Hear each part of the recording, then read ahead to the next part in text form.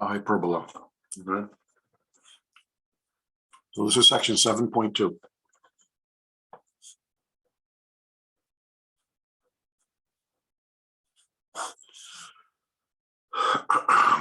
The general form equation for a hyperbola is going to be this right here. Oops, your author uses C here.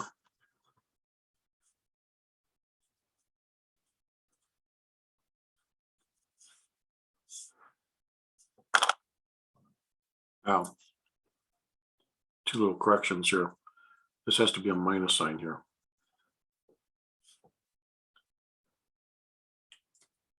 Two days ago, we had a plus sign in between ax squared and cy squared, but today it's a minus sign.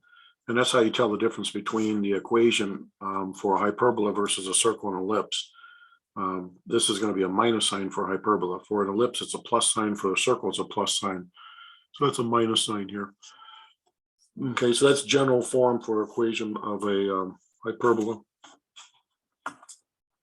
All right. Now, in general, what does a hyperbola look like? Well, if we have a hyperbola centered at the origin of the xy plane,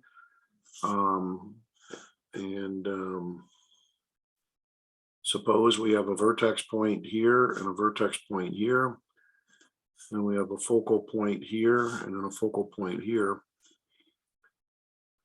All right, what a hyperbola is going to look like is it's going to look like this.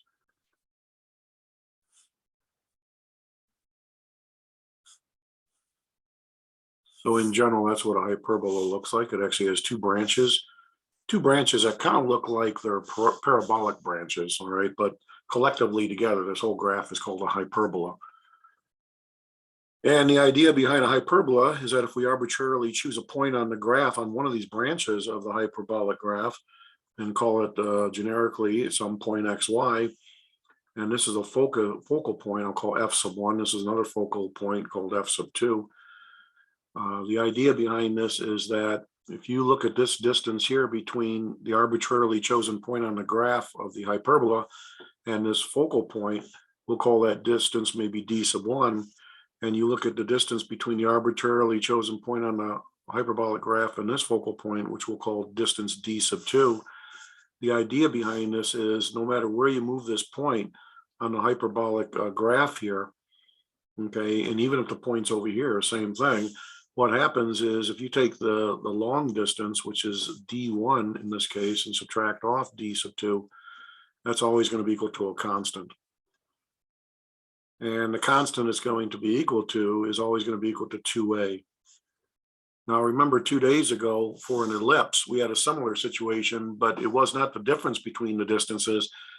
It was the sum of the two distances between an arbitrarily chosen point on the ellipse and the focal points. And that the sum of those distances was equal to 2a. So there's a similarity here between an ellipse versus a hyperbola. Okay, so that's always going to be true. Now, the center of this hyperbola is right here. Normally, we denote the center point as the ordered pair HK, the same that we used for an ellipse and a circle 2 days ago. The distance between the center point and a vertex point is still going to be a number A. That was the case for an ellipse also. The distance between a center point and a focal point is going to be still that same distance called C, which was the same for an ellipse. So there's a lot of similarities in the notation here between a hyperbola and an ellipse. All right. Now, another thing, ladies and gentlemen, in order to graph a hyperbola, we normally put in what's called a reference rectangle. And this reference rectangle here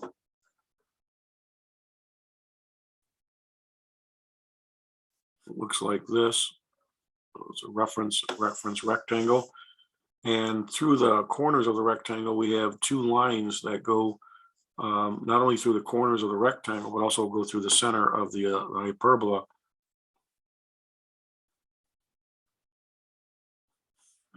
And your hyperbola is asymptotic with respect to these dashed lines. These are called asymptotes to the graph of the hyperbola. A hyperbolic graph approaches those dashed lines, but will never cross or touch these dashed lines. Okay. At any rate, the length of this reference rectangle here is 2b, right? And half that length, of course, is b. So this length here to here is b.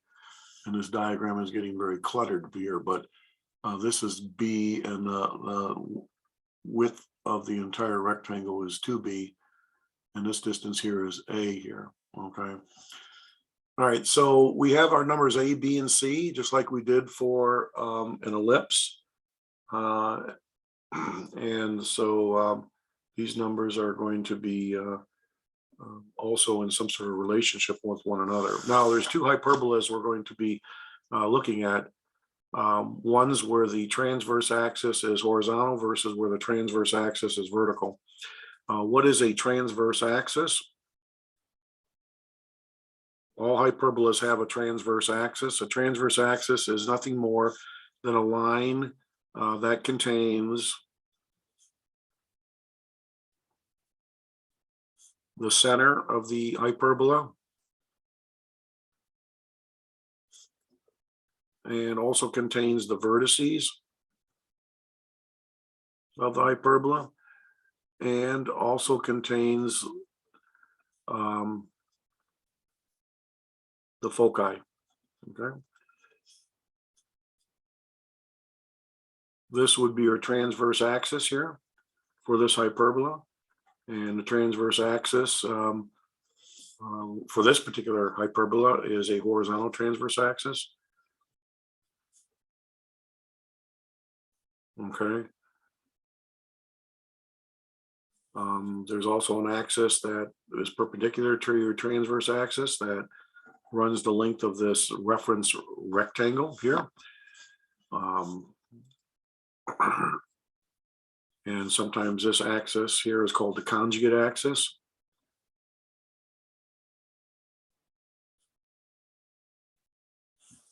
So the conjugate axis is perpendicular to the transverse axis. So the transverse axis runs this way, okay?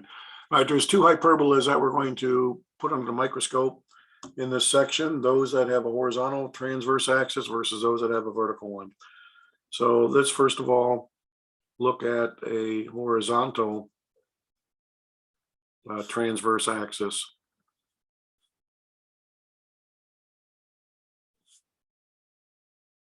Hyperbola.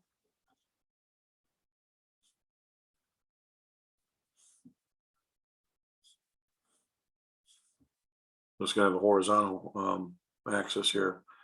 Well, the standard form equation for a hyperbola that has a horizontal transverse axis is going to be this equation here. X minus h squared over a squared minus y minus k quantity squared over b squared is equal to 1. So that's what the standard form equation for a hyperbola looks like, where we have a horizontal transverse axis. How does this equation differ from the standard form equation for an ellipse 2 days ago? Do you remember? What's the difference? For an ellipse, we had the what? We had the plus sign in between these terms. Now we have a minus sign. So this is for a hyperbola. For an ellipse, it has to be a plus sign in between there. Okay. All right. So this relationship between A, B, and C, C being the difference between the center and a focal point, A being the distance between the center and the vertex point on the hyperbola. Here's a vertex on the point on the hyperbola. Here's one. Is A, and B being the half the length of this guide rectangle here. So as it turns out, c squared is equal to not a squared minus b squared like it was for an ellipse 2 days ago. Now it's going to be c squared is equal to a squared plus b squared. And no longer is it true, ladies and gentlemen, that a has to be greater than b like it had to be for an ellipse 2 days ago. A may or may not be greater than b. So there's no requirement or restriction that a be greater than b. That was true for an ellipse 2 days ago, not Not necessarily is it true for a hyperbola. Okay. All right, so for a hyperbola that has a horizontal transverse axis, I will say that this is the center of my hyperbola. The center may or may not be the origin. It does not necessarily have to be the origin. And like I said, in order to graph a hyperbola, we're going to see the easiest way is to, first of all, build this, what is called a reference rectangle.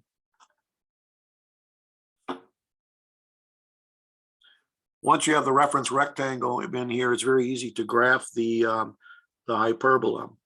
Now, since the transverse axis is horizontal here, a vertex point of our hyperbolic graph would be right here, and we'd have another one right here. And the distance between the center and the vertex point is A, that number A. This length here would be B, okay? And in order to graph this hyperbola, you would put dashed lines through the corners of this rectangle, and they also have to go through the center point. So that's what you do. This is an asymptotic line to your hyperbola, and then you're going to put a dashed line this way through these two corners of the rectangle and through the center point. So this would be another asymptotic line here. Once you have the asymptotic lines drawn on your graph, it's very easy to put the hyperbolic branches of the graph in here because they have to be asymptotic with respect to the asymptotic dashed lines here. So there would be one branch of our hyperbola there. Here's our vertex point of the other branch.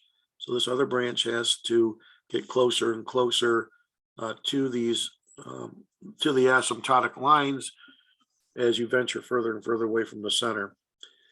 So this horizontal axis is called the transverse axis.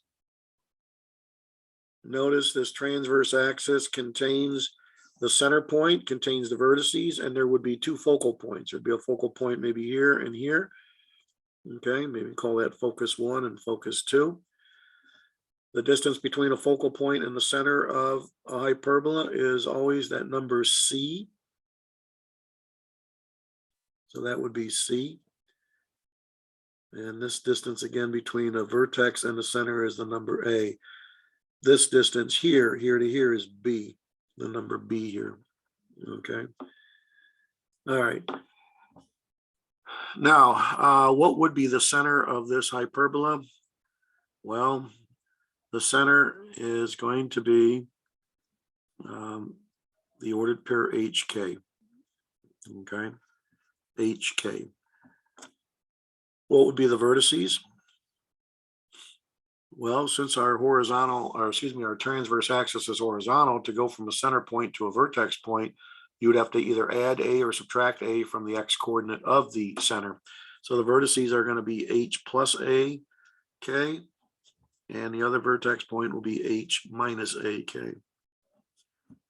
The foci, what would be their ordered pairs?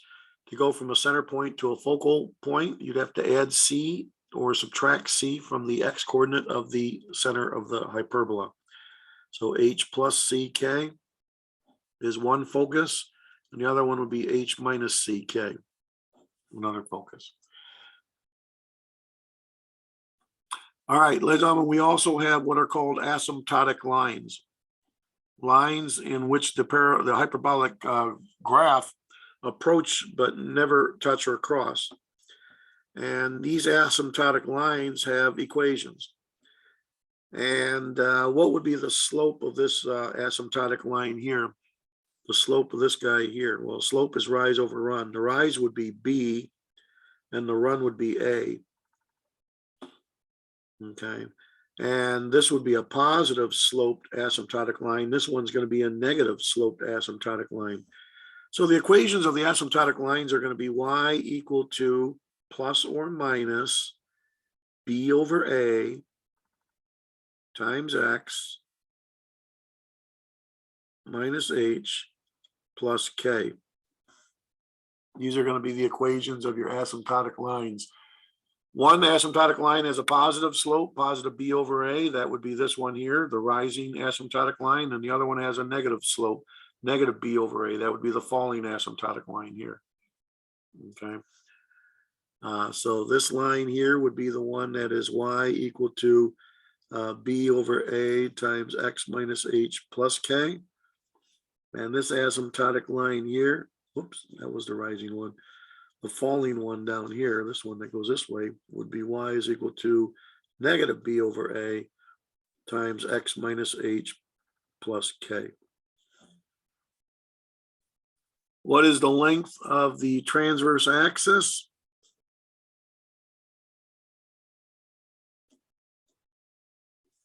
Well, the length of the transverse axis is just going to be 2 times a plus a, 2a. That's the length of the transverse axis here. Notice if you were to extend the transverse axis to the right and left, it would also contain the focal points here. All right. All right, so these are all the traits surrounding a hyperbola whose transverse axis is horizontal.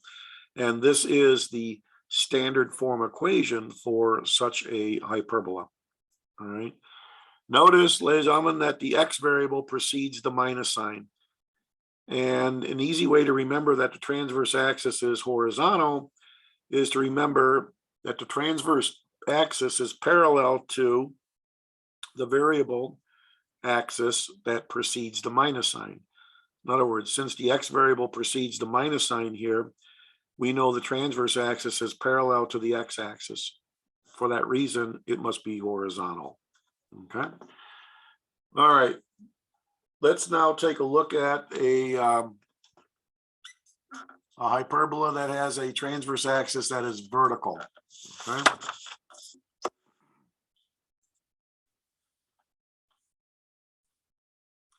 If the center of the hyperbola right here is HK, the transverse axis is vertical. No. So this is a vertical transverse axis.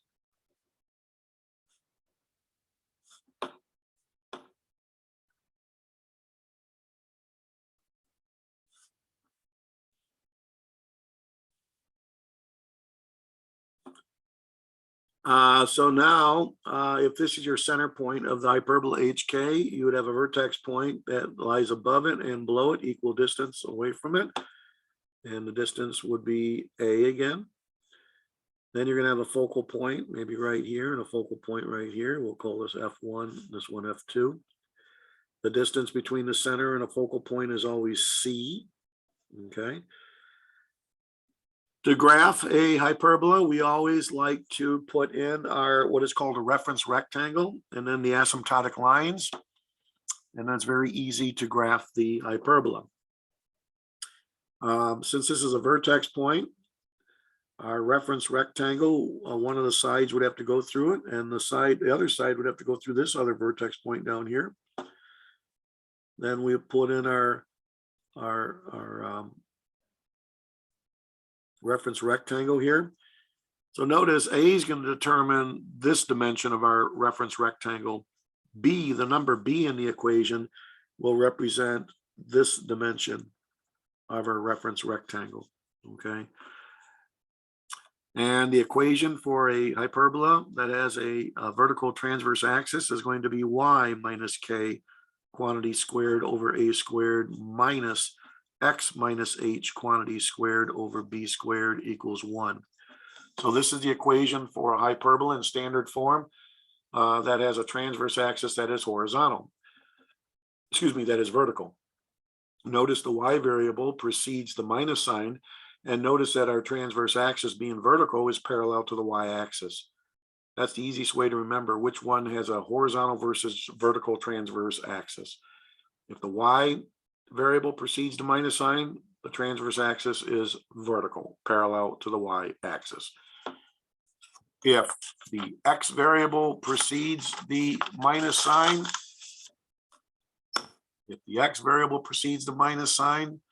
then the transverse axis is horizontal, parallel to the x-axis. Okay. Notice in both cases, the a squared number is always before the minus sign in the denominator. So we got a squared here, and we got a squared here. Notice that. Okay. All right, anyways, to graph this hyperbola, we would put our asymptotic lines through the corner of the reference rectangle, and the asymptotic line has to go through the center point of the hyperbola. There would be an asymptotic line, and then we would have another one that goes this way. And obviously a ruler should be used for accuracy, and you really should be using graphing paper too. Those are your asymptotic lines.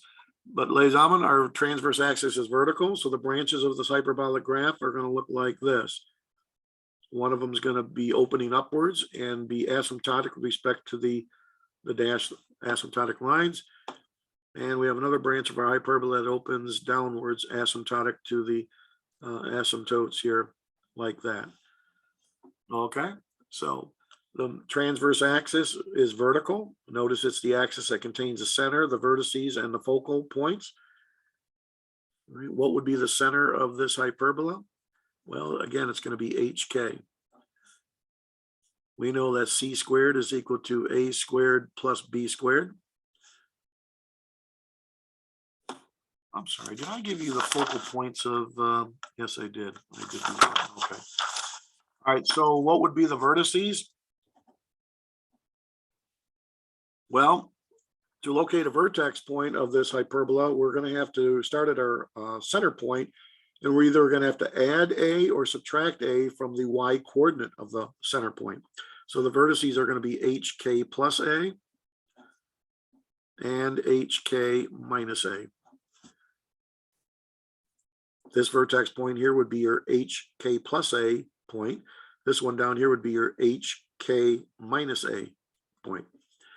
Your foci, to move from the center to a focal point, we're either going to have to add or subtract C from the y coordinate of the center point.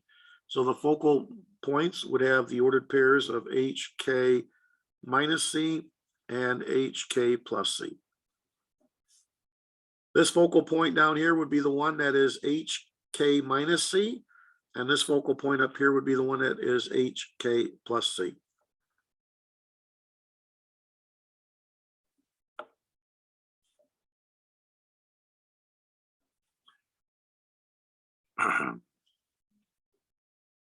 What would be the asymptotes, the equations of the asymptotic lines? Well, as I'm going to notice now, the rise is A. The rise is A and the run is B. So the slopes of these asymptotic lines are either going to be positive A over B or negative A over B. So we're going to have two asymptotic lines. We're going to have one that's a rising line and one that's a falling line. The one that's a rising line would have a positive slope of positive A over B times X minus H plus K. And then we would have another asymptotic line that is the falling asymptotic line where its slope would be negative A over B times X minus H plus K. So this rising asymptotic line, its equation would be y is equal to positive A over B times X minus H plus K. And this falling asymptotic line right here, the one that falls, its equation would be y is equal to negative A over B times X minus H plus K. So you can see that conic sections are very technical. There's a lot of technical information surrounding them, okay? And trying to memorize conic sections is somewhat of a challenge. There's a lot to remember for both ellipses, circles, hyperbolas, and then we got to talk about parabolas next week. Okay, so there's a lot going on with conic sections, as you can see. A lot of details to be memorized. All right. Let's begin to do some, let's begin to do some problems here. Any questions so far here? We also had a number which was called eccentricity. That pertained to an ellipse 2 days ago, and that basically indicated how flat your ellipse was or how circular your ellipse was. There's also an eccentricity number surrounding a hyperbola.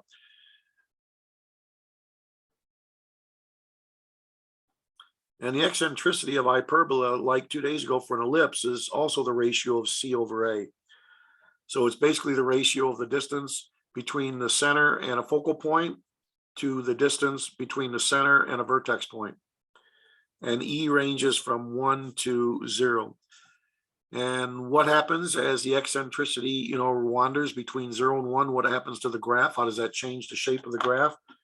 Well, on page 659 in our textbook, we can show you, ladies and gentlemen, what influence that has on the graph of a hyperbola. So let's see if we can go to our textbook on page 659 here.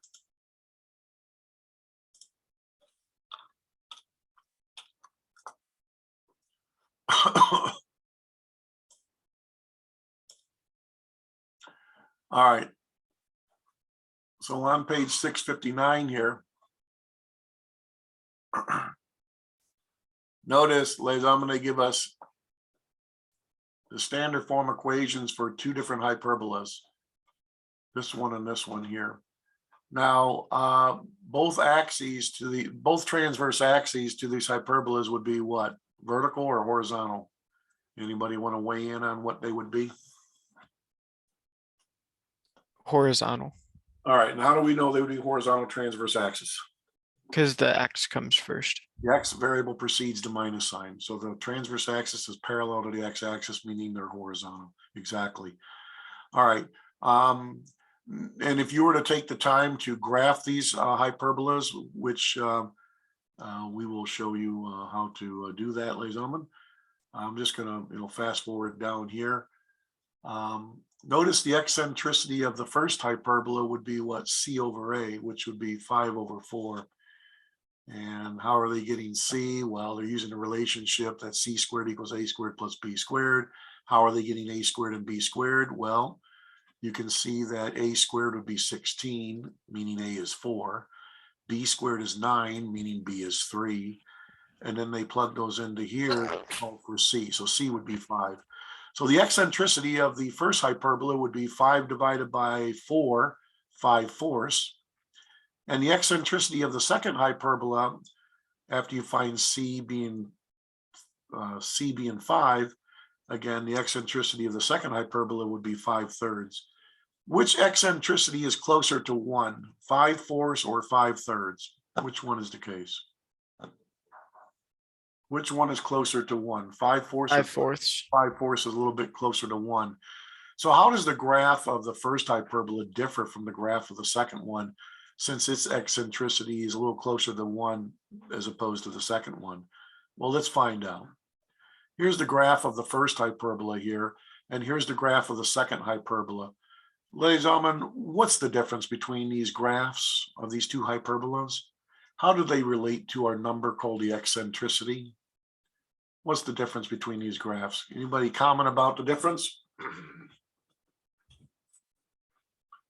What appears to be the difference between the graphs of these hyperbolas?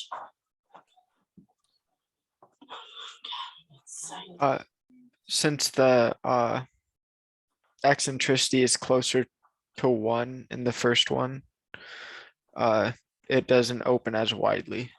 Yes, notice when the eccentricity is closer to 1, ladies and gentlemen, notice that these hyperbolic branches of the graph are basically closer to each other, okay?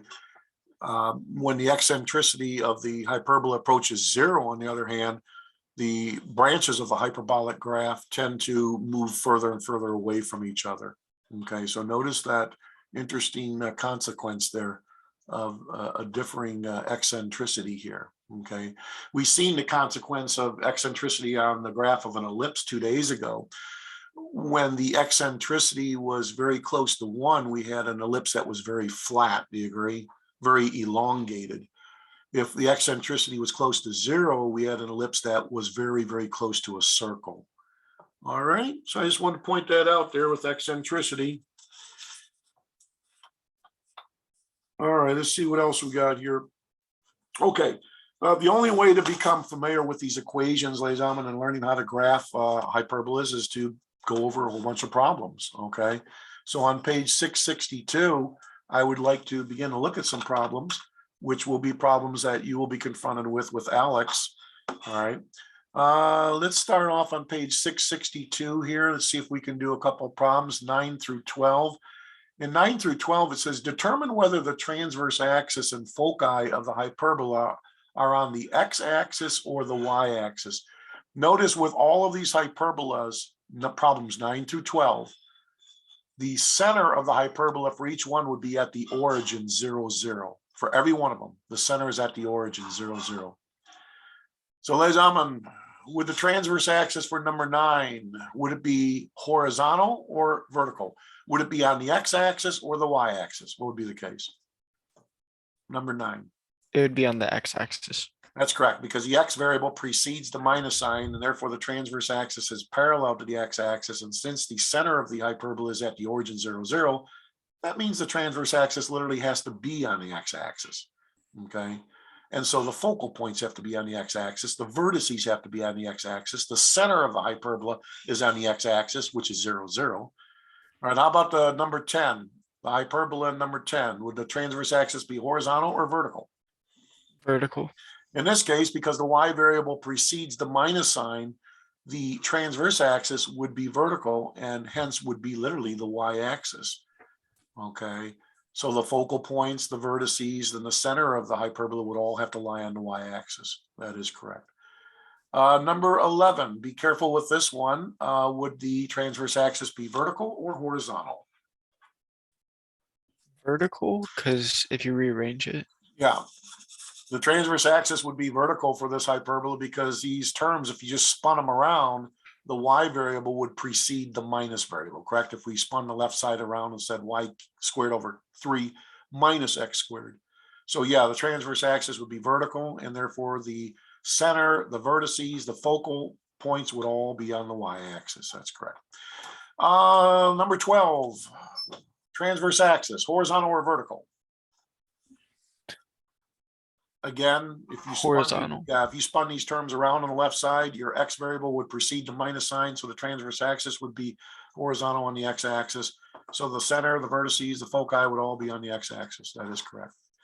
All right, let's move on. Any questions about those, 9 through 12? All right, let's see, number 14. These problems here, it says graphing a hyperbola and identifying features of the hyperbola. What are we going to do here? Yeah, well, what we're going to do here, ladies and gentlemen, is we're going to try to graph these hyperbolas here, okay? We will try to do maybe problem like number 14. Do you think the transverse axis is going to be vertical or horizontal for number 14 here? Horizontal. Horizontal. The x variable precedes the y variable, so it will be a horizontal transverse axis. And this equation happens to be in what form? It appears to be not in general form, but Standard form. in standard form. So we have x squared over 25 minus y squared over 36 is equal to 1. And to convince you that it definitely is in standard form, let me subtly rewrite this equation. Do you agree I can rewrite it as x minus 0 squared over 5 squared minus y minus 0 squared over 6 squared equals 1? Do you agree that fits standard form, this standard form perfectly?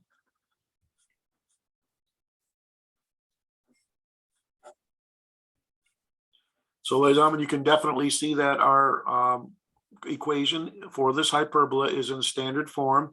Notice the x variable precedes the minus sign, so the transverse axis will be horizontal.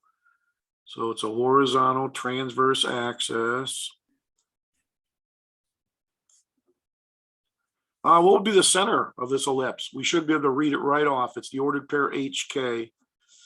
H 0, is 0. what? H is 0. K is what? 0. The center of the hyperbola is at the origin of the XY plane.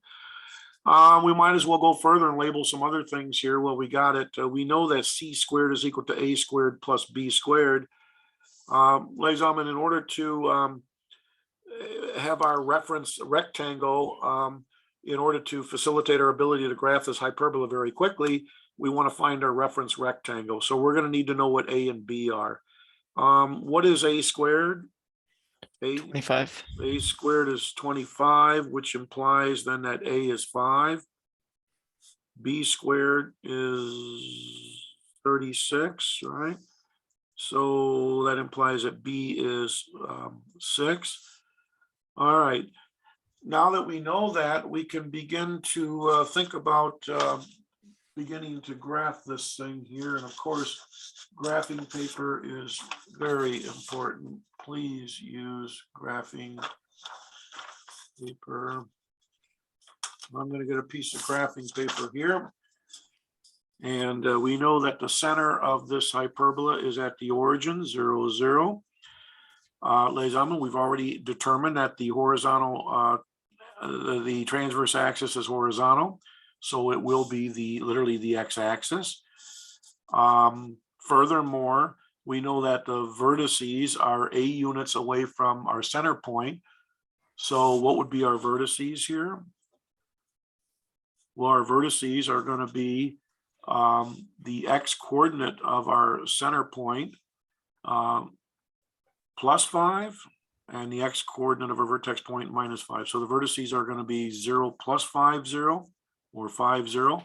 And the other vertex point will be 0 minus 5, 0 or negative 5, 0. Those are the vertices. Let's put those in on our graph. 1, 2, 3, 4, 5. There's a vertex point at 5, 0. Negative 1, 2, 3, 4, 5. There's another vertex point there. All right. What is B going to be? B is 6. So we can take a ruler and we can put that reference rectangle in here. So we know A is, what was A again? A was 5, right? And B is 6. So B goes this way. 1, 2, 3, 4, 5, 6. B. 1, 2, 3, 4, 5, 6. Now we can build our reference rectangle here. So what I can do is put that reference rectangle in here. Please use a ruler.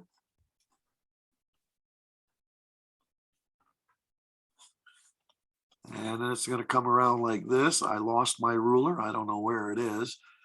So I'm having to use this card here. And it's the best I got right now. All right, that comes over to what, 5, right? 1, 2, 3, 4, 5.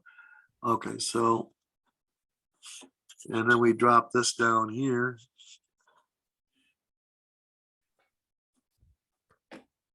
2, 3. Whoops, I went overshot the runway a little bit there. We just go right here. So by putting this reference rectangle in here, ladies and gentlemen, it's going to make our job so much easier to graph this hyperbola. Now it's pretty simple to graph this hyperbola. We're going to have an asymptotic line that goes through this corner and this corner of our rectangle, and it must go through the center. So it's very easy now to pencil in this asymptotic line here.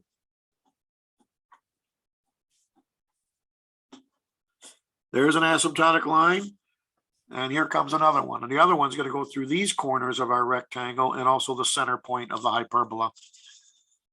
Take a ruler. Go right through here. All right, right through here.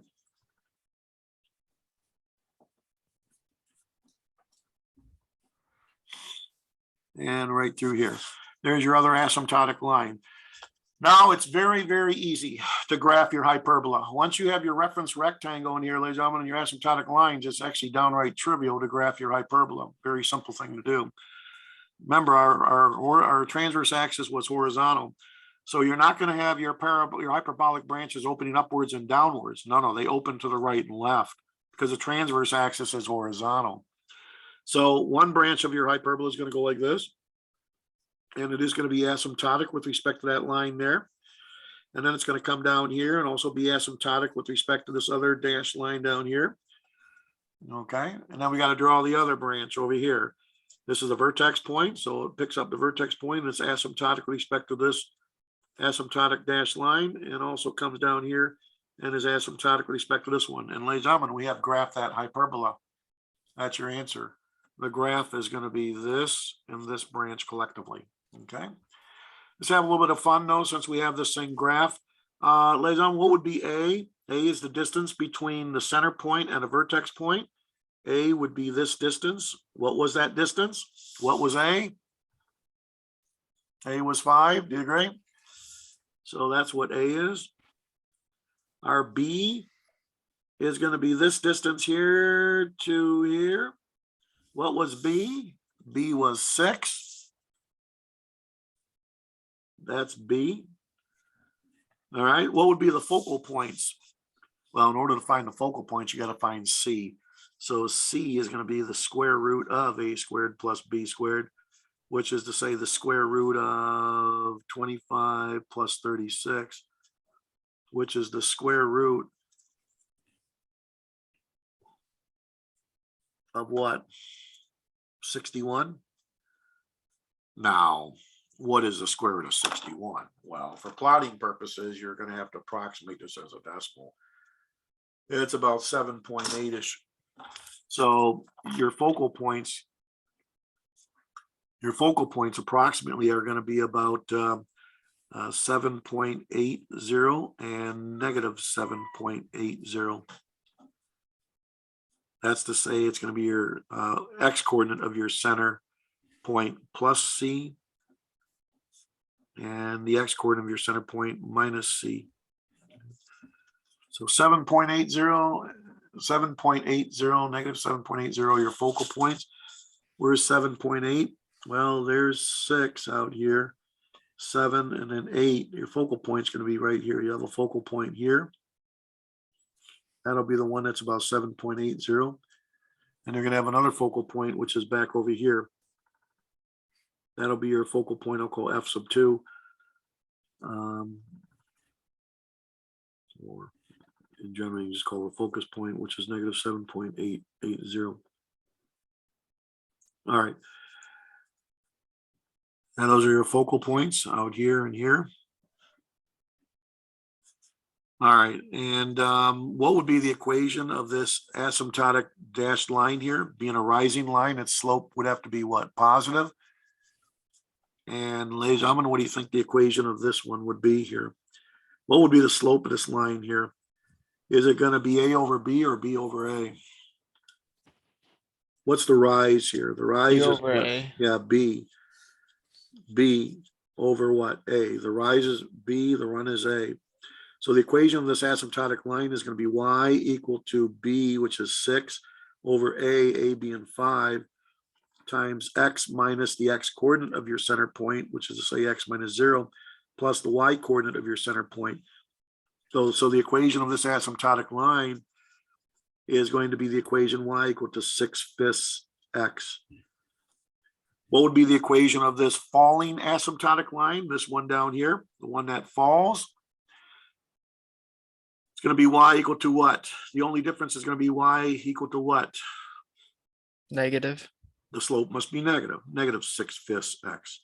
That would be the equation of your falling asymptotic line. Okay. Any questions, ladies and gentlemen, how we graph that hyperbola?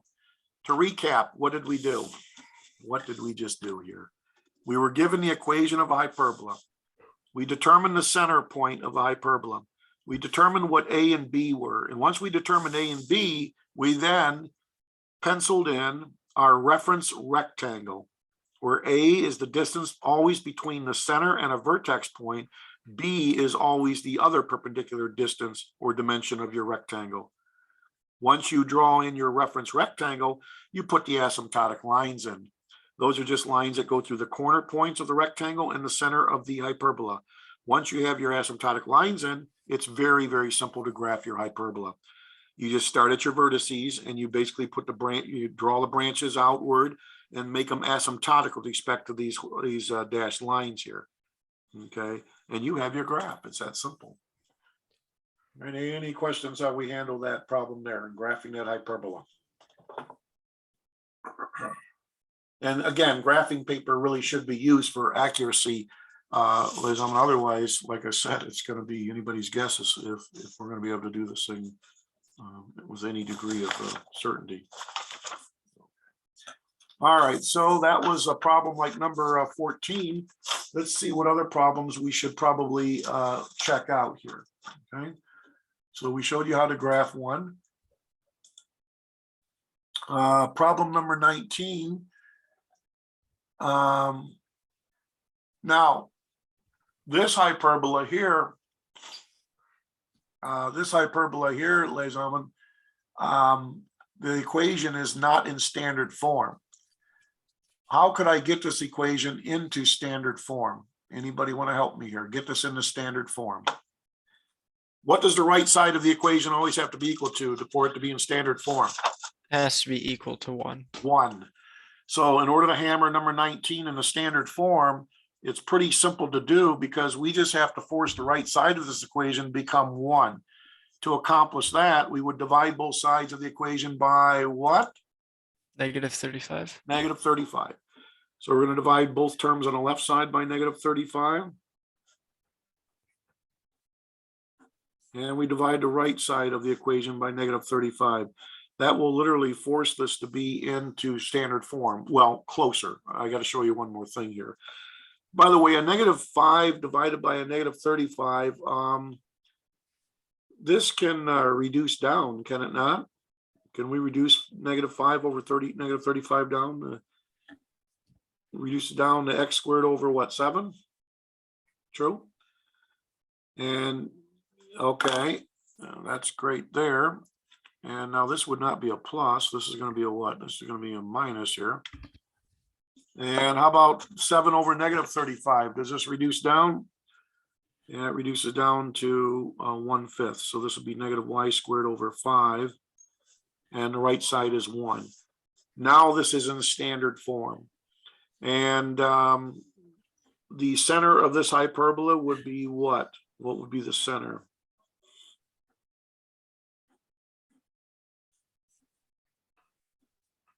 Looks like the center again would be the origin, 0, 0. Notice how I'm rewriting this to put this in strict standard form here. Okay, what would be my A? What's A squared? What is A squared? What's B squared? A squared would be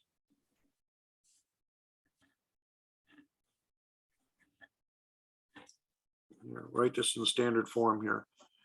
X minus h squared over a squared minus y minus k squared over b squared equals 1. So our a squared is going to be 7, which implies that a is equal to the square root of 7.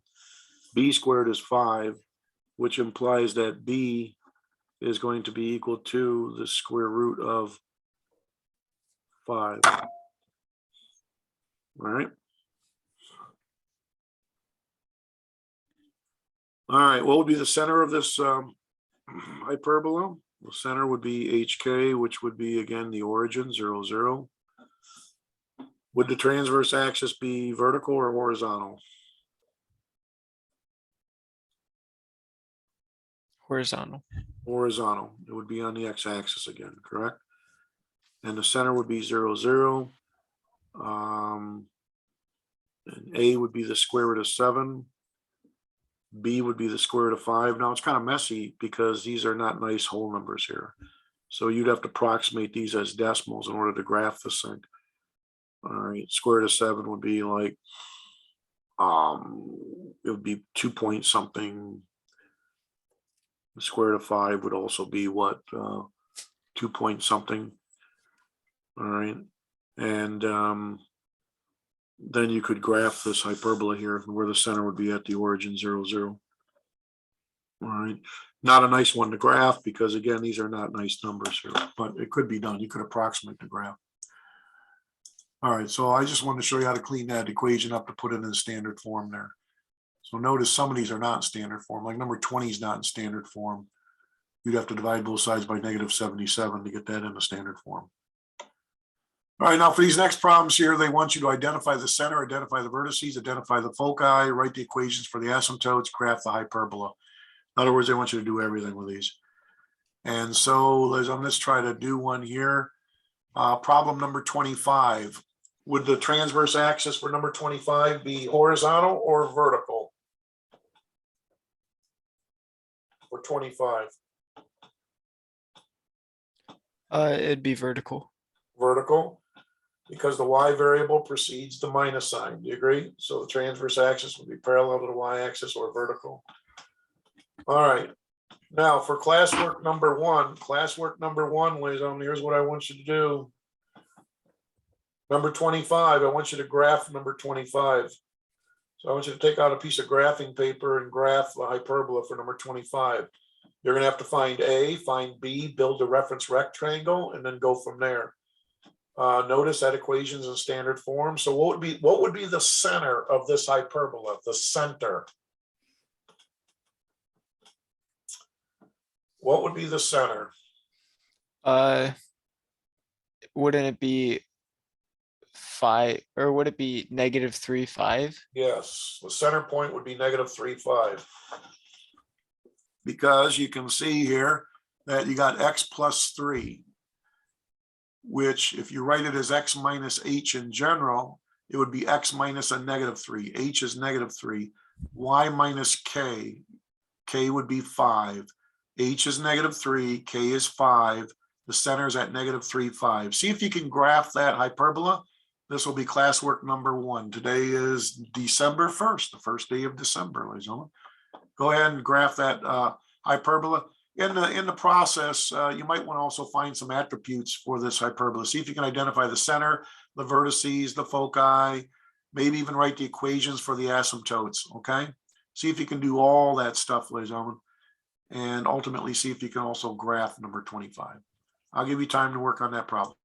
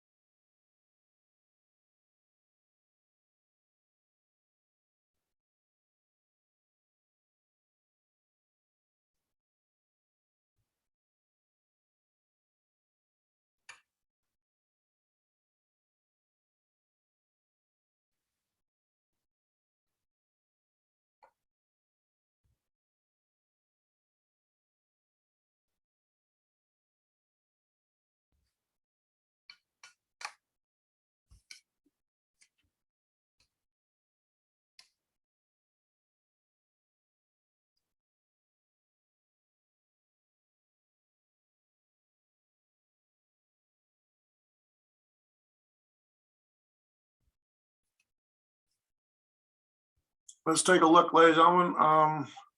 Number 25, there's the equation of the hyperbola. It's in standard form. And notice the center of our hyperbola would be the ordered pair -3, 5. A squared is going to be 49, which implies that A is 7. B squared is 25, which implies B is 5.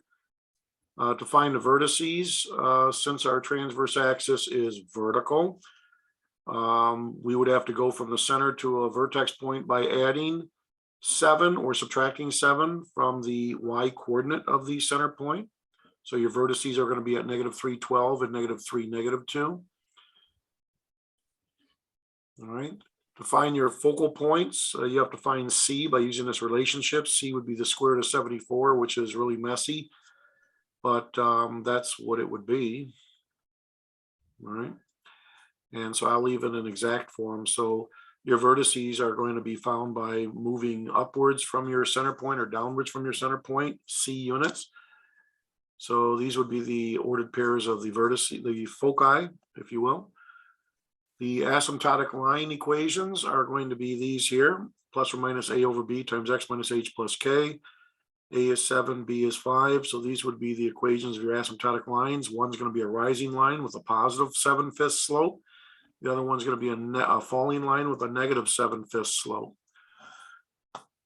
All right, now that we know A and B, we know the center point, we can build our reference rectangle, and then we can proceed with our graph. Okay, so the center is at -3, 5. A is equal to 7, and A is the distance between the center point and a vertex point. And so we know that our rectangle is going to be 14 units high, 7 units here and 7 units here. That's 14 total units high. Okay. We know our rectangle is going to be 2B, B being 5, so the other dimensionless rectangle is going to be 10 units this way. So 14 units this way, 10 units this way. Once you pencil in that reference rectangle, it's very easy to graph your hyperbola. All you do is put your asymptotic lines through the corners of the rectangle going through the center. And then you start to draw the branches of your hyperbola. The branches must start at the vertex point and then become asymptotic with respect to these dashed lines. Likewise, start at the vertex point, draw the branch of the curve or the branch of the hyperbola, make it asymptotic with respect to these dashed lines here, and you got your graph. Did anybody get that graphed correctly in here? Anybody? Yes. All right, so we're getting this, ladies and gentlemen. Now, this equation here would be your rising asymptotic line. So its slope would have to be positive A over B, positive 7/5. This would be the equation of this asymptotic line here. This one's the falling asymptotic line. So its slope better be negative. It would be negative 7/5 times X minus a -3 or X plus 3 plus K here. Those are your equations of your asymptotic lines. All right, that's called classwork number 1, ladies and gentlemen. Classwork number 1. Of course, the transverse axis would be a vertical axis, and notice that it contains your center, your vertices, and your focal points would be. You'd have a focal point down there and one up here. Okay, you have 2 focal points here, where your foci would be this point and this point here. Okay, so. There you go. That's how we would do a problem like number 25. Okay. Now, I did not have graphing paper to accommodate all these tick mark values here, as my graphing paper only went up to 6 on both the y-axis and the x-axis, and that you can see would be a big problem trying to graph this hyperbola, since this vertex point is at -312. That's an issue. Okay, so I had to kind of like improvise here a little bit. I did not have the piece of graphing paper. I was just as neat as I could possibly be. Okay. Any further questions with that problem there? All right, that was number 25. Let's go onward here now, see what other kind of problems await us. Notice this one, ladies and gentlemen, number 28 is not in standard form. You would have to divide both sides of the equation by what to get into the standard form? Negative 4,900. Yeah, you'd have to divide both sides by negative 4,900 to hammer this into standard form, because you got to have 1 on the right side here. And once you do that, then you should be able to get that into standard form, and then you would be able to determine A and B, and then graph your hyperbola from that point onward. Let's move on to one like number 20. Well, let's see, that was 28. Okay. Let's move on down here.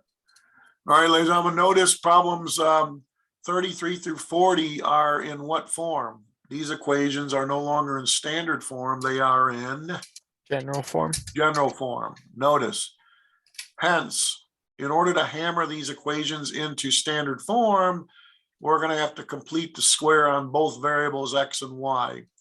You have to complete the square on both variables x and y if you have both a quadratic term in the variable and a linear term. Notice we have an x squared term in number 34, and we have an x term in number 34. That means we'd have to complete the square on x. Notice in number 34, we have a y squared term of y and a y term. Hence, we'd have to complete the square on y here. All right. Now, number 37, ladies and gentlemen, I would not have to complete the square on what variable? Number 37. I would only have to complete the square on what variable? For number 37. Just on x variable, or y actually, Just because y. there's 2 separate. Yeah, we would only have to complete the square on the y variable, number 37, because notice we don't have an x to the first power term in this equation. You do not have to complete the square on x, only y, and you'll get this thing in the standard form. All right, but let's go up here and try one of these up here. Maybe I'll have time to do number 37 also. All right, number 34. Let's see if we can complete the square on this equation on both x and y to hammer it into standard form. Once in standard form, you can then determine all the interesting facets that we've been determining for a hyperbola. So number 34, your equation in general form is 5x squared minus 3y squared. How do I know this is not the equation of an ellipse or a circle?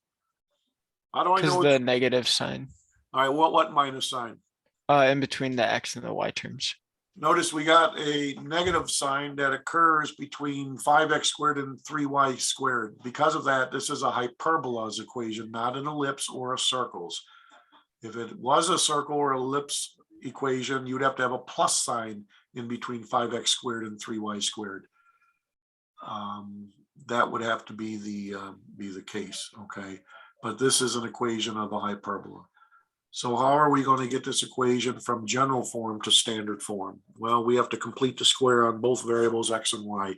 So let's proceed to do that. Let's move the constant 73 to both sides and also get the x and y variables adjacent to each other. So I'm just going to rearrange some terms here. I'm going to add 73 to both sides. Now we're ready to complete, well, we're not ready to complete the square yet on x and y. In order to complete the square on this binomial in x, I have to force a 1 in front of x squared. Similarly, in order to complete the square on the binomial y in the variable y, I have to force a 1 in front of y squared. How do I force a 1 in front of x squared? Well, we don't really want to divide both sides of our equation by 5, although that'll be nice for these terms. But then we're going to have a messy fraction here, -3/5, 24/5. That's going to be a royal mess here. Let's not do that. Should we use, What's that? should we use the grouping method to factor out 5?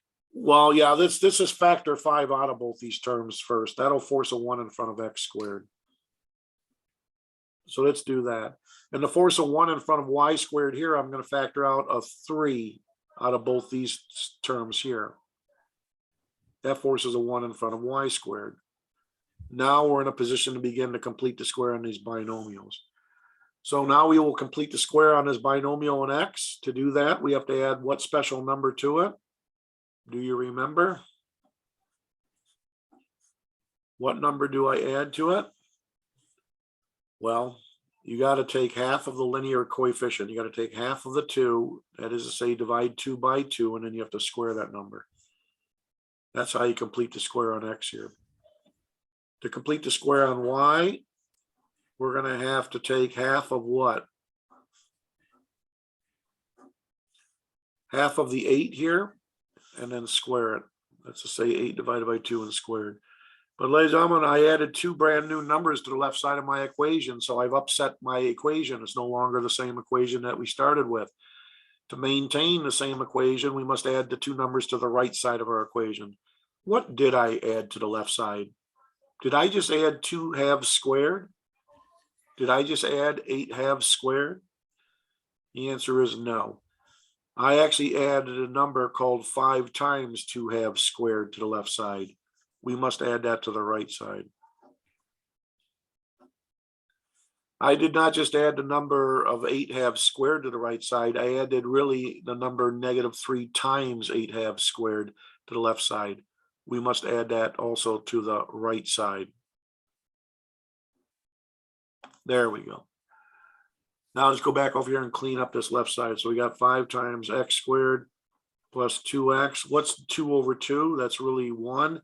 1 squared is what? 1.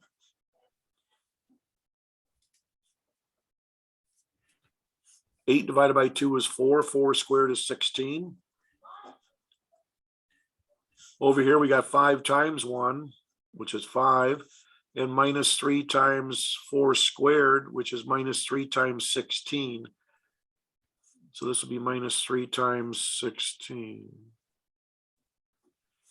Ladies and gentlemen, I created a very special type of trinomial here and here. These are called perfect square trinomials now. They factor. What did I square to get 1 here? I squared what number to get 1? 1. 1. Yeah, 2 halves I squared. So this factors into x plus 1 times x plus 1. That's the factorization of this perfect square trinomial. What did I factor here to get 16? What did I factor to get 16 here? I mean, what did I square to get 16?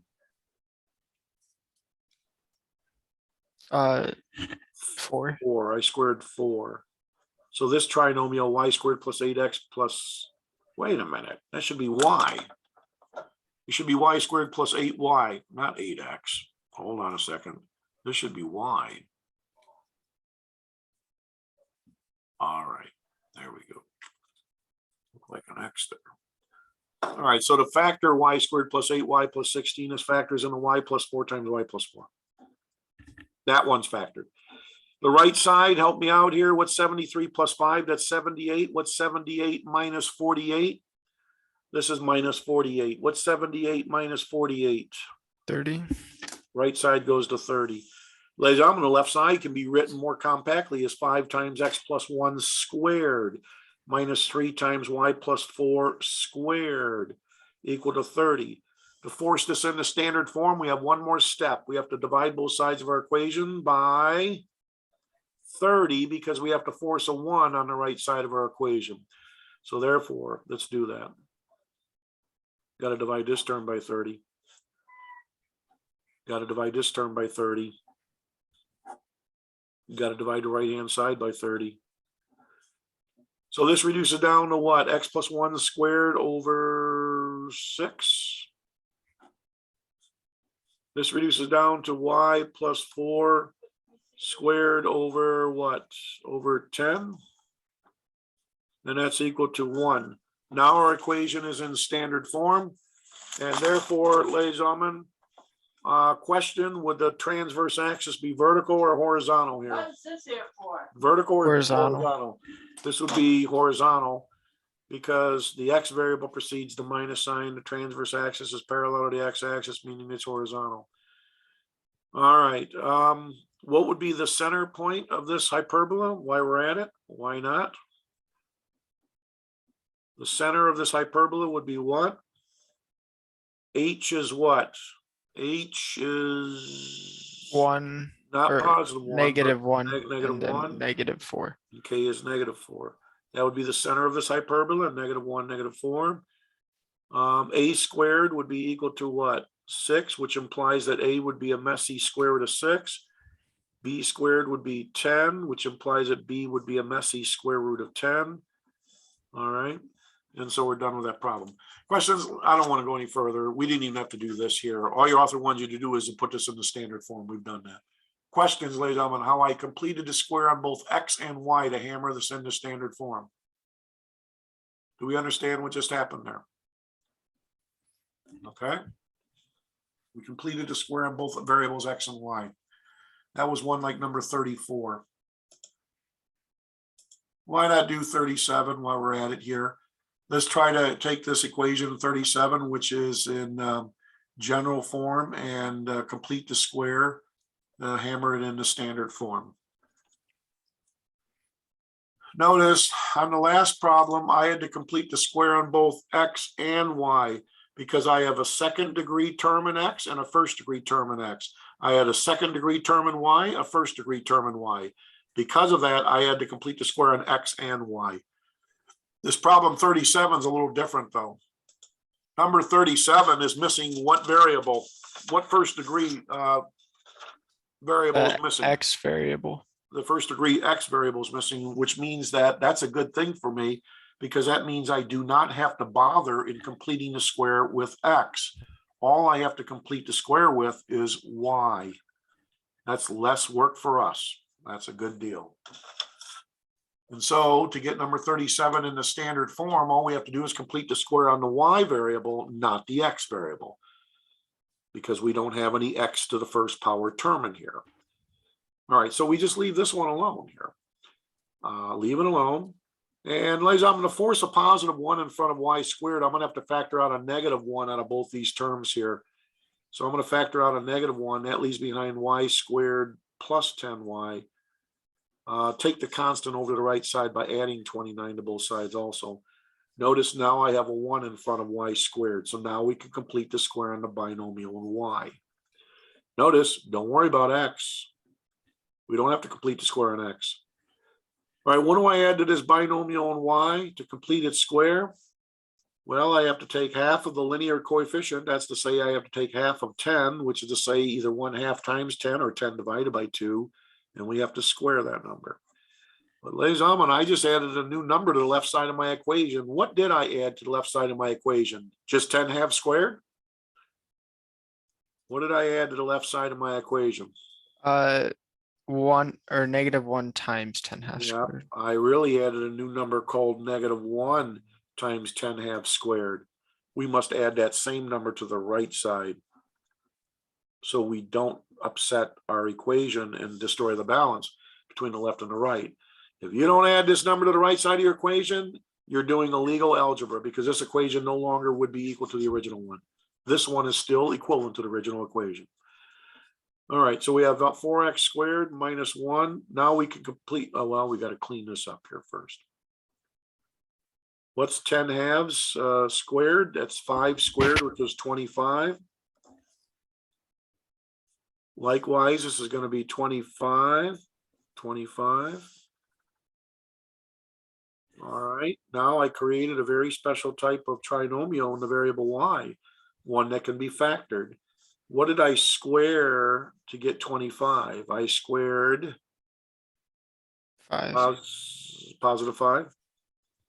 So this trinomial factors into y plus 5 times y plus 5. The right-hand side simplifies down to 4. The left side can be written more compactly as 4x squared minus y plus 5 squared. Now to force this into standard form, to force a 1 on the right side of my equation, I just have to divide both sides by 4. Divide this term by 4. Divide this term by 4. And divide the right-hand side by 4. By doing this, ladies and gentlemen, we're going to be in standard form now. This reduces down to x squared. This reduces down to just y plus 5 squared over 4. And the right-hand side goes to 1. What does this x squared really sit over? Understood. It's over what? What can I put x squared over? Over 1. It's understood to be over 1. Let's do that. There we go. Got a question for you. Would the transverse axis of this hyperbola be horizontal or vertical? Horizontal. X variable precedes the minus sign. Transverse axis will be parallel to the x-axis, meaning horizontal. Just curious, what would a squared be? What would b squared be? A squared would be 1 or 4? 1. B squared would be 16. Well, Or, b squared is 4, right? That is b squared. So a would be 1, b would be what? 2 then, correct? The center of this hyperbola would be what? 0, -5. Yeah, 0. This is x squared, which is x minus 0 squared. So the x coordinate of our center would be 0. The y coordinate is -5. That would be the center of the hyperbola. Knowing a and b, we could easily graph this hyperbola. Do you agree? By building our reference rectangle. Do you agree? Reference rectangle, and then going from there, we could graph that hyperbola. Any questions how we're getting these equations, ladies and gentlemen, into standard form by completing the square on x and or y variables? Can I see that there? Okay. All right. Let's see. 42. Let's see what else we got here. If there's anything else I have to go over. All right, that was 37. Let's see, 42. Okay, now given information about a hyperbola, they're going to give you some information about it, ladies and gentlemen, and from that information, they therefore want you to write or derive the standard form equation for the hyperbola. I want to try to do a couple out of here. Problem number 42. They give us the vertices of a hyperbola, and they also give us the foci. I claim that there's enough information in this, what they give us in 42, to write the equation of this hyperbola. Let's see if we can do that. So ladies and gentlemen, given the vertices and the foci, we should be able to write the equation of this hyperbola. Problem 42. What do you think we should do first here? Anybody? Go back to 2 days ago when we were doing problems like this for an ellipse. What was it that I did first? What was it that I stressed we should do? Anybody remember?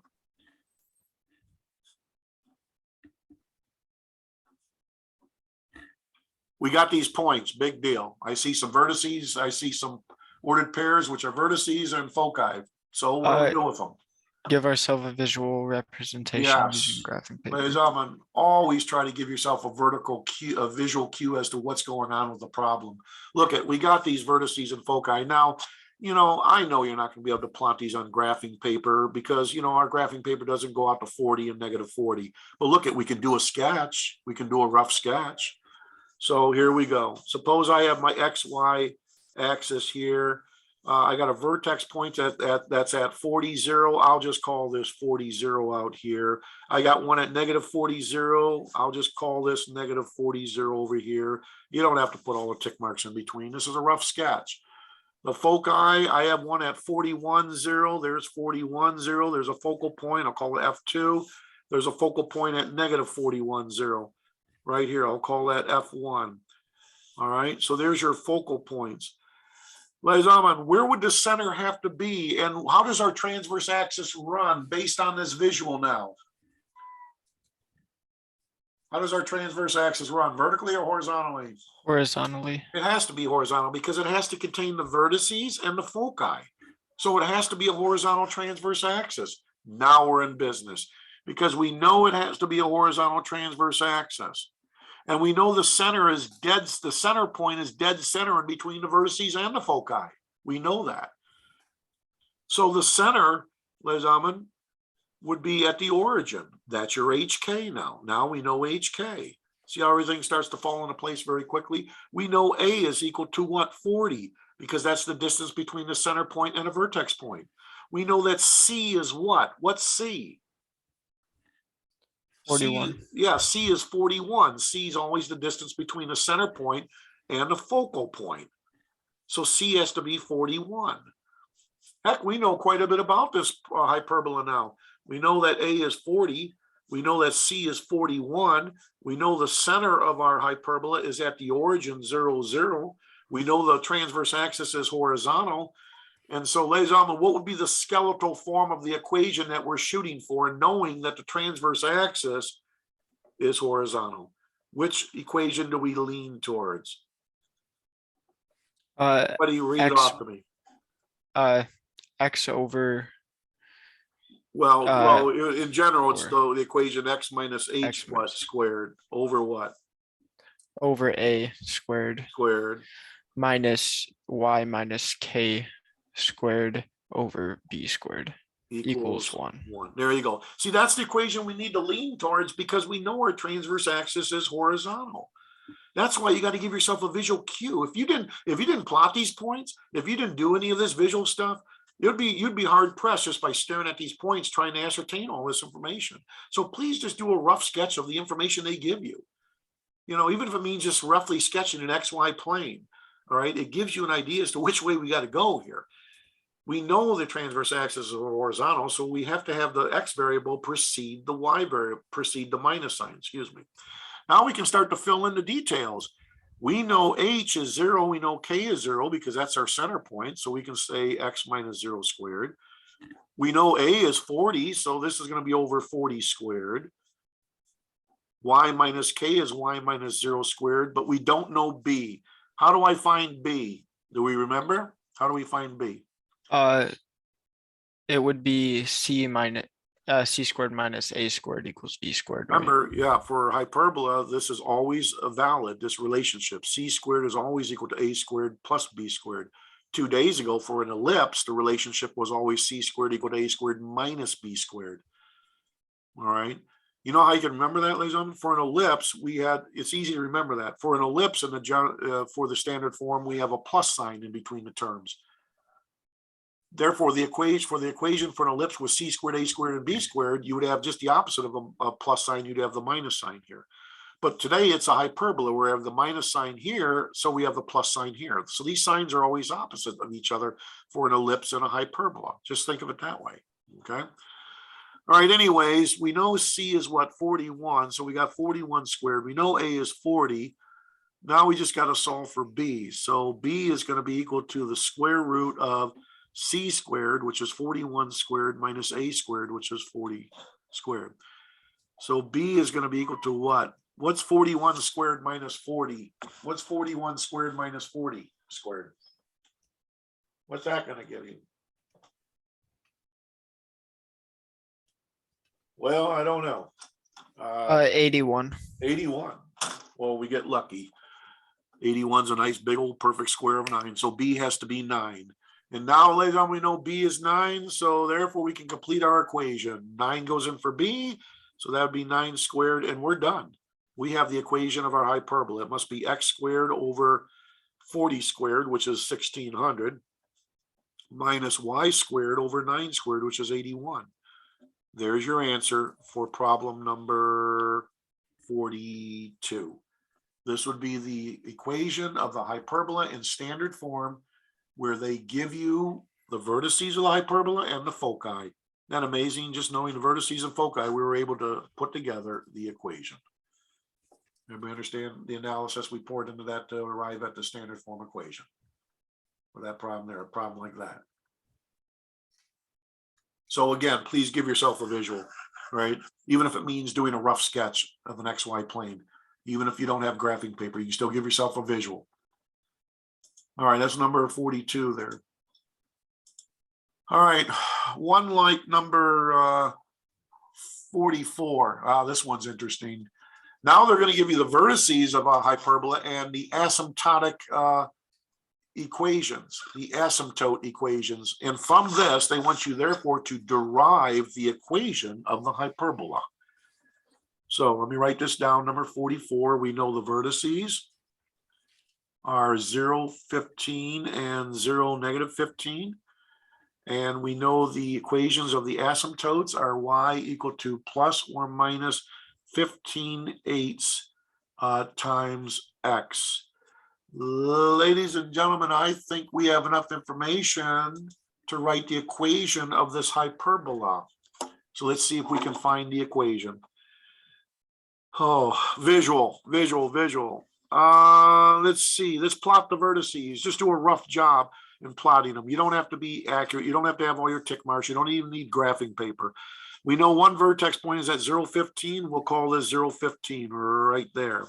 The other one's 0, negative 15. We'll call it down here, 0, negative 15. There's your vertices. Immediately, we know, therefore, that the transverse axis is what? Vertical or horizontal? What would be the case? Vertical. It has to be vertical because it has to contain the vertices. So therefore, our transverse axis is vertical. It would contain the vertices, and the center of the hyperbola is dead center between the vertices. So, ladies and gentlemen, what would be the center point? What do you think? 0, 0. It's got to be 0, 0. It has to be halfway in between 15 and negative 15 there. So now we know A is the distance between the center and a vertex point. So A is 15. We know A is 15.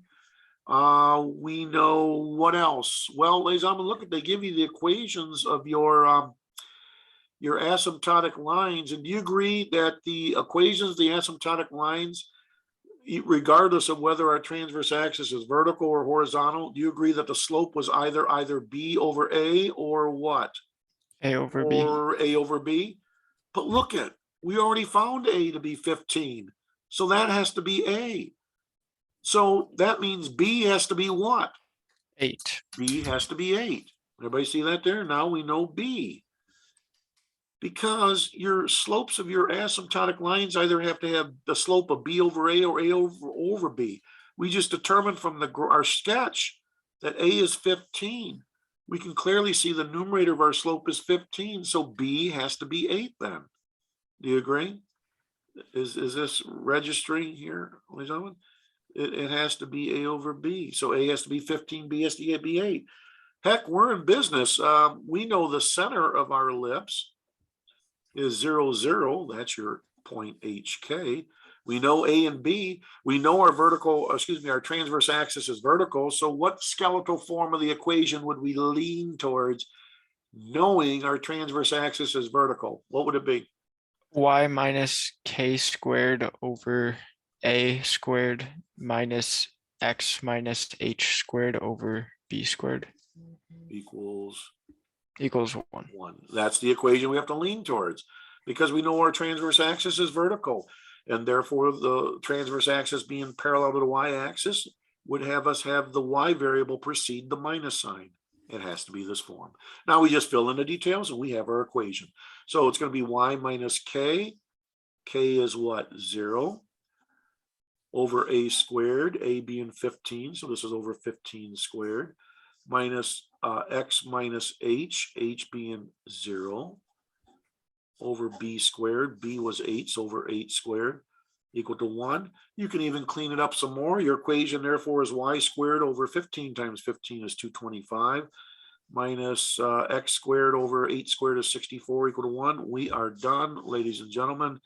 That is your equation of your hyperbola in standard form for problem number 44. So I claim that any one of these problems, if they give you some information about a hyperbola, that should be enough information to write its equation in standard form. Everybody understand how we're analyzing these problems, how we're deriving the information we need to build the equation. Do we understand the analysis that's being poured into it? Notice in each case, I always give myself some sort of a visual, because it's from this sketch, this visual, that points me in the right direction as to what equation I should even be shooting for, okay? Because you gotta know if your transverse axis is vertical or horizontal. Otherwise, you're not even gonna know what equation you should be aiming for. All righty. All right, so that's one like number 44. And let's see here. What else here? Oh, yeah. Well, you know, hyperbolas can actually be used in the real world. Yeah, they actually can be used. Here's an example, number 59, 2 radio transmitters are 1,000 miles apart at points A and B. 1,000 miles apart, 2 radio transmitters along a coastline. Using Loran on the ship, the time difference between radio signals is 4 milliseconds. So, ladies and gentlemen, these 2 radio transmitters emit radio signals at the same time. And yet, since this distance d sub 1 is greater than the distance d sub 2, the radio signal from transmitter B will be received by the ship a little bit sooner than the radio signal emitted by transmitter A. And by finding the difference between the times that it takes for the signal to go from this transmitter to the ship and this transmitter to the ship, that ship can pinpoint its location out at sea. This way of navigation is called Loran, and that's what they used to use on ships. Now they just use GPS, where they use satellites in space. But they used to use this Loran method, which makes use of a hyperbola to locate a ship out at sea, based on the difference in times it takes for a radio signal to go from one transmitter to the ship, as opposed to the signal to go from another transmitter to the same ship. Pretty interesting, huh? How they apply mathematics to positioning, okay? But anyways, they want you to, it says if the radio signals travel 186 miles per millisecond, that's how fast radio signals travel, 186 miles in 1,000th of a second. Could you get in your car, ladies and gentlemen, and drive 186 miles in 1,000th of 1 second? I couldn't even get in my car that fast, let alone drive that fast. That's how fast these radio signals travel, okay? They want you to find an equation of the hyperbola with foci at points A and B. We will assume that these are focal points here. All right, wait a minute. Do we even have enough information to do this problem? We got focal points. Yeah, we could find C. We know these are 1,000 miles apart. Yeah. But are we even going to be able to do that there? Well, ladies and gentlemen, let's see here. This is a pretty heavy problem, because all we know is we could locate the center point. The center would be at what, the origin 0, 0. we would know what C, the distance between the center and one of these focal points, would be 500 miles. All we know is C. We don't know A, and we don't know what? B. Do you agree? We don't know A and we don't know B. So what would we do? What would we do to write the equation of this hyperbola? All we know is C in the center point. We don't know A or B. Good question. Now it says the time difference between the radio signals is 4 milliseconds, which is 0.004 seconds. Aha. Ladies and gentlemen, I know how we can find A. Does anybody remember? It always comes back to can we remember? Never fails.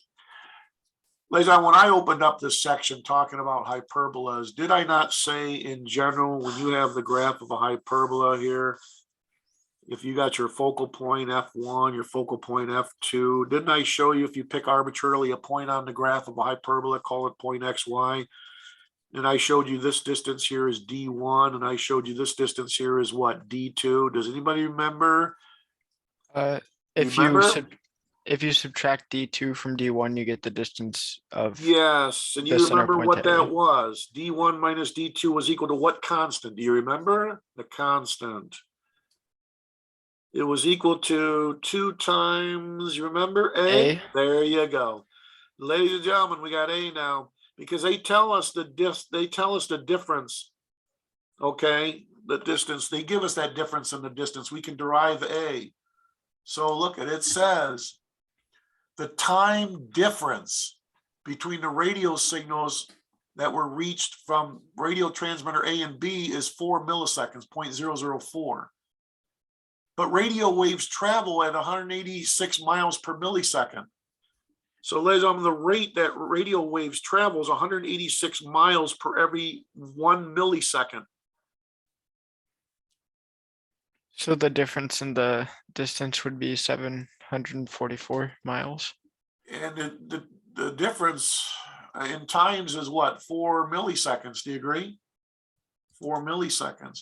So there's 4 thousandths of a difference in time that these signals are reached by the ship from transmitter B and transmitter A here.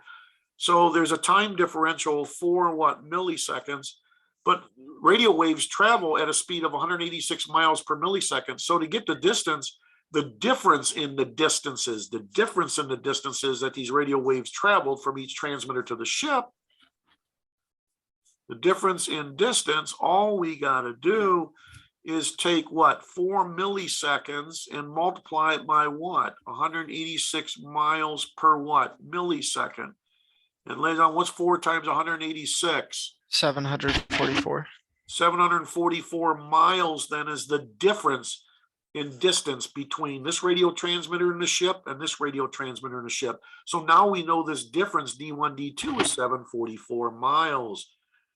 And that's equal to 2 times A. So all we got to do is divide by 2 and we got A. So what's A? That would be 372. 372 miles. So ladies and gentlemen, we now know C is 500 miles from the problem, the distance between the foci and the center point. We know A, we can find B. B is therefore the square root of C squared minus A squared. Do you agree? So what would B be? That's going to be 500 squared minus 372 squared. And can somebody work that out for me? What that would be? What's the square root of 500 squared minus 372 squared? I'm hoping for a nice perfect square, but I may not be so lucky. I'm wearing out my welcome here. I got 111,616. Okay, wow. I'll throw that into the square root. That's under the square root. Now, when you take the square root, what would be then?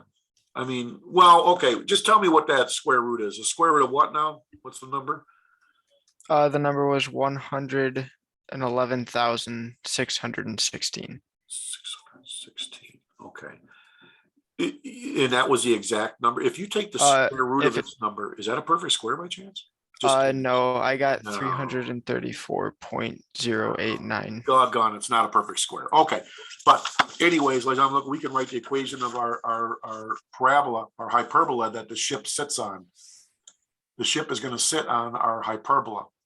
Okay, the center point would be what? 0, 0. That's halfway in between the foci, which are radio transmitters A and B.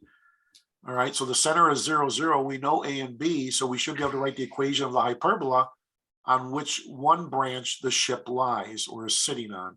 Okay, so in order to write the equation of a hyperbola, my transverse axis is horizontal or vertical? What would be the case? Transverse axis. Horizontal. It's horizontal. It's got to be horizontal because it has to contain the foci points, which are A and B. So it has to be horizontal. So we're leaning towards this equation here.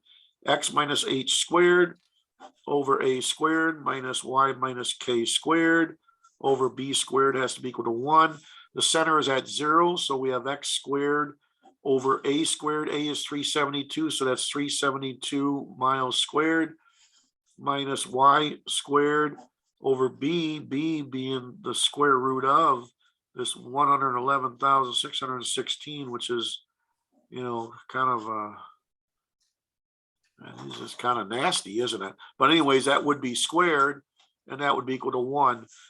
This would be the equation of the hyperbola, and our ship would be right here. The ship would be sitting on, you know, one of our branches of our hyperbolic graph. The ship would be right here. And there would be the radio transmitter A and B right here. Okay. So we know where the ship is. You do agree? We know exactly where the ship is now, correct? We know its location. That's basically how Loran navigation worked for ships at sea back in the old days. Now they use GPS positioning from global satellites to locate objects on planet Earth. But it used to be done by radio transmitters on the shoreline for ships way out at sea. Pretty neat how that worked, huh? Okay. So I just wanted to give you a feel for where you can actually apply maybe some of these conic sections in the real world. In astronomy, ladies and gentlemen, there's comets that actually follow hyperbolic paths around planets or stars. Okay. We know that our Earth actually goes around the sun in the form of a what? An elliptical path. Okay, so astronomy really makes use of conic sections. Isn't that amazing? So I have a question for you. Did the universe, ladies and gentlemen, did the universe develop or form around our equations? Or did our equations, what I'm trying to say is our universe a consequence of our equations of mathematics? Or are our equations of mathematics a consequence of what our universe is showing us? What do you think? Consequence of the universe. Yeah, I would tend to believe that that's what it is. We look at nature, we try to model nature according to mathematical equations and mathematical models, and nature has taught us many interesting and beautiful things. Okay. All right. So there it is, ladies and gentlemen, section 7.2, working with hyperbolas. I will update Alex, the homework in 7.2. Hopefully you've gotten started on the homework. Oh, the exam, chapter 5 and 6 exam is due by midnight on Saturday night. You have 2 cracks at that exam. I'll take the higher of the 2 scores. I also enabled you to view examples when you're doing the exam, ladies and gentlemen. I did open that capability up, so you can actually peek at some examples that help you out with your exam. I think I gave you like, gosh, what is it, 3 hours to do the exam? I mean, I don't think time really should be a major issue, all right? You got 2 chances at your exam, and I'll take the higher of the 2 scores. And the retake is just a quick retake. You just have to redo the ones you got wrong. All right, you do not have to redo the entire exam. Okay, does that make sense? As always, please try to look at some examples in the sections that I go over. I think that's an awesome way to complement what I'm trying to push during these lectures. It's an excellent way to solidify this or fill in some missing details, some things that I may have missed. Please look at some examples in your textbook. If there's no other questions, ladies and gentlemen, you have a fabulous weekend, and hopefully I'll see you next week.